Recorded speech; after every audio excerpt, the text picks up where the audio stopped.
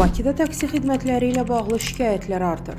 Bildirilir ki, 2 və daha çox ünvana sifariş olanda bəzi sürücülər sərnişini yarı yolda qoyur. Onlar yalnız birinci ünvana aparıb sifarişi yekunlaşdırırlar. Bu isə vətəndaşın narazılığına səbəb olur. Sürücü sərnişini təyinat nöqtəsinə çatdırmadan sifarişi dayandıra bilərmi? Global Infoza danışan nəqliyyat eksperti Eldəniz Cəfarov deyib ki, sürücülər taksi şirkətlərinin şərtlərini əvvəlcədən qəbul edirlər. Stat: sürücü sifarişi yarımçıq yerinə yetirirsə, sərnişin ünvana çatdırılmadığı üçün ödəniş etməyə bilər. Ümumiyyətlə, taksi sürücüsünün sifarişi şəxsi istəyi ilə və ya əsaslandırmadan ləğv etməsi qayda pozuntusudur. Məsələ sərnişinin xeyrinə həll olunmalıdır.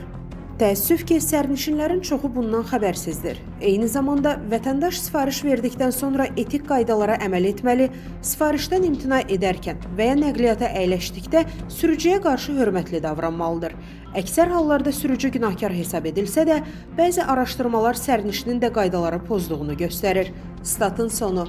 Əziz izləyicilər, xəbərlərdən məlumat almaq üçün kanalımıza abunə ola bilərsiniz.